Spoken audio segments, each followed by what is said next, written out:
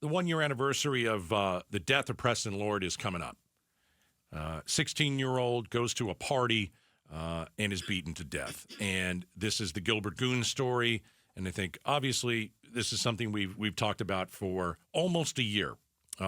Preston was attacked on October 28th. He died on the 30th. And, you know, for the next few weeks, we're going to be looking back at what took place. We've got a big court case that's going to happen. We've got a bunch of thugs and a bunch of murderers who hopefully are going to go to jail. But Preston was, in Queen Creek, and joining us now is Queen Creek Police Chief Randy Brice. Chief, nice to have you back on the show. How are you? Not too bad. Appreciate you having me on. Yeah, I mean, it's kind of odd. This has been a year. It's amazing that a year has almost passed. And, you know, what we're going to do is kind of in the next few weeks, we're going to be taking a look back and talking about the Preston Lord situation and the horrible death. Do you remember that night? And what do you remember from that night? I do. You know, as I reflect back, this has been a tough year, to be honest. You know, a lot of the things that we've been dealing with in this case, and just, you know, general things that we have to deal in police work, it's been a really tough year. But as I think about that night, you know, I got the incident occurred. I get a call from my staff who was on scene, from the watch commander, and I get a short briefing, and then I respond out to the scene. And you know, surreal. Just you know, dark neighborhood, flashing lights, a lot of kids around, people crying, embracing one another. All my officers hyper-focused on getting a job done. And I've been doing this a long time, but I have to tell you that scene really hit me hard that night. We're chatting with Queen Creek Police Chief Randy Brice. We're reflecting back on Preston Lord, who passed away almost a year ago. So is there anything you do differently? You know, you look back a year ago. Is there anything that you would change on how you guys handled it?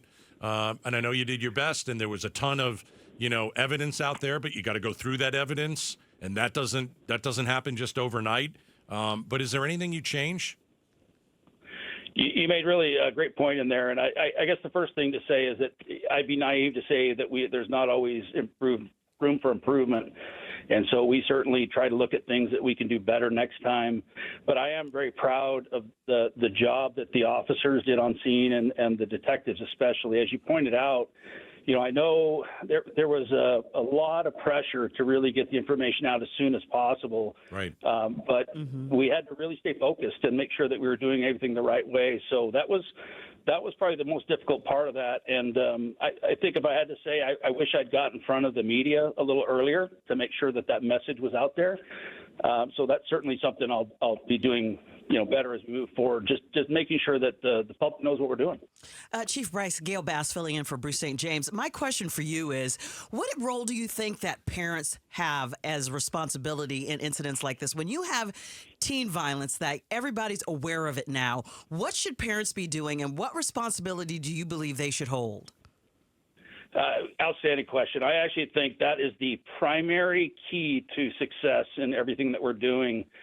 You know, today's world, everything that happens, or when people don't really know what to do, they call the police and expect that we can solve all the problems. Exactly. And I would love to be that guy, but we just can't. We need the public's help. And the first place this starts with, especially in this case, is with the parents. We have to hold our kids accountable. We have to know what they're doing. And it's the little things that make the difference. Making sure that they're not out past curfew. They don't have access to alcohol with drugs. You know, these little teeny things will go a long way, but it's all about accountability. So what do you have to tell kids nowadays? Don't post, call the police. Is that a situation that you're seeing out there?